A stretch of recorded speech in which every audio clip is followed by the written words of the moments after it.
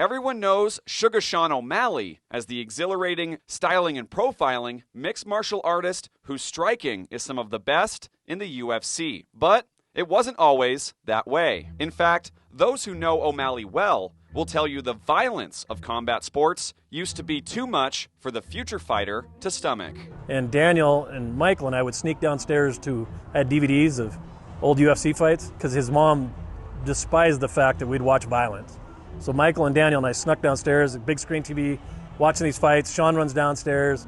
He's wild and crazy. He's probably in his underwear, just being nuts. And he's like, what are you watching? And I said, UFC. And he's like, how do you watch that? That stuff's disgusting. Ran upstairs, dined me out. Wife came back down, made us turn it off, took my DVDs. And I'm like, Sean. And now he's #1 in the UFC. So. But as he grew up, his interests began to change. Frustrated by high school, O'Malley needed direction. Enter Johnny Aho and Steven Jimenez, two former fighters and current coaches who took the young, energetic athlete under their wing at their gym, Team Proven Grounds. I was familiar with Dan. Dan and I knew each other, and he came to me one day at practice and pulled me outside and said he had a son who was worried about he might be going down the wrong road, and he wanted to prevent that if possible.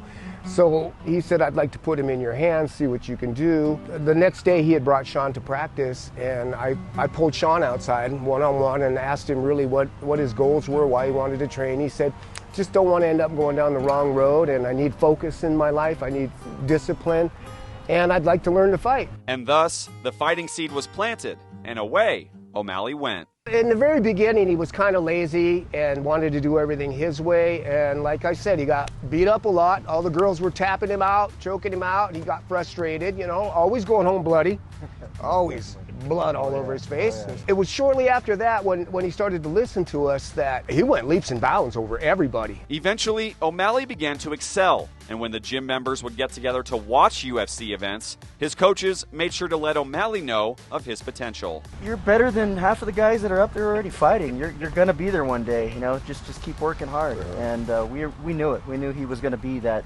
special superstar, in the works. It was just a matter of time, before he was already getting there, so we knew he was always going to be there. Yeah, fact. O'Malley's work ethic was second to none, according to his coaches, both in training, but in the little details as well. Yeah, he was the first in the gym, getting there, cleaning up, mats, sanitizing, getting everything ready, all laid out, and then he was the last one to leave too, helping us get everything all put away nice and neat. I like to say he was probably one of the hardest working fighters I've ever had a chance to work with. His smooth, unorthodox style soon took on a life of its own in his fights, and his coaches, rather than change it, let him run with it. With the team came traditions that suited and began O'Malley's style. I used to paint his nails before every fight. We'd be in the hotel room. I'm on my hands and knees on the floor, and he's sitting back on the couch, and I'm painting his toenails hot pink. Because that really is the last thing you want to see before you get kicked in the face. And then there's the history behind the nickname Sugar. I watched him for a while, and yeah, he was just so sweet to watch. Sugar. It just had to be Sugar. Christopher Smith was a longtime training partner of O'Malley's in Helena and a decorated fighter in his own right. Smith and O'Malley trained together for years, and as the bigger fighter, Smith often put in beatings on O'Malley. But even then, he saw what the up-and-coming fighter was capable of. I remember one distinct time in training, and he was talking about, I'm going to be as good as you. And this is when he was less experienced, and I was pretty experienced, and I said, no, you're going to be better. And I knew that without a doubt that he was going to be much better and that he was going to be a champ, I mean, look at him now, he's doing it big, he's doing exactly what he said he was going to do and then some. Eventually, the day would come where O'Malley had to leave Montana to fully pursue fighting and find the high-level training he needed. While understandable, it was tough for the team to see him go. That was one of the saddest days of my life, was to say goodbye to him, let him go. I was more like his high school teacher. Now he's got to go see a professor in college. That was the next step in his evolution, and I knew it was going to have to happen. It was really sad. He was the star of our team, plain and simple. He shined, and everybody knew he was the man, and everybody knew he was going to be the man. And he went on to be the man. O'Malley found his way to the MMA lab in Phoenix, where he linked up with his current coach and Great Falls native, Tim Welch. But he also met Joe Riggs, a UFC veteran who also currently resides in Great Falls. O'Malley even lived with Riggs as he began to ramp up the training in MMA. He was very good, very good with my kids, which is huge to me. He was very, very respectful with my wife, which was huge to me. I remember when I first met him, he came down, he had I think it was a Nissan Altima, I think he still has it.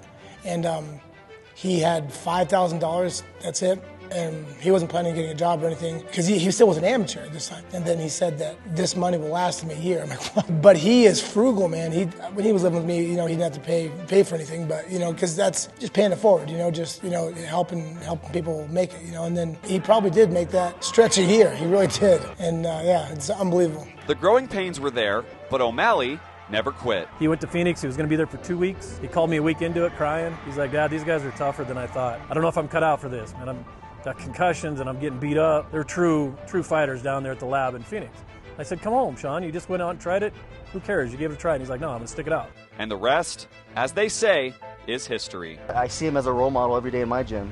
Everybody talking, hey, I want to be like Sean. I want to be like Sean O'Malley. I want to be that champion in Montana. Mm-hmm. And we're starting to see some champions. We got a BKFC champion out of Great Falls. It's phenomenal to see that people are putting in that kind of work. And it starts with Sean O'Malley because everybody wants to be a Sean O'Malley. I told him when he was 16 years old, I said, mark my word, and you're hearing it here first, you will be a household name. Sean O'Malley will be a household name. And he said, you really think so, Coach? And I said, I do. And he spoke it out. He said, I will be the best in the world at 135. I'll be the world champion at 135. Look at him today. Reporting in Helena, Kyle Hansen, MTN Sports.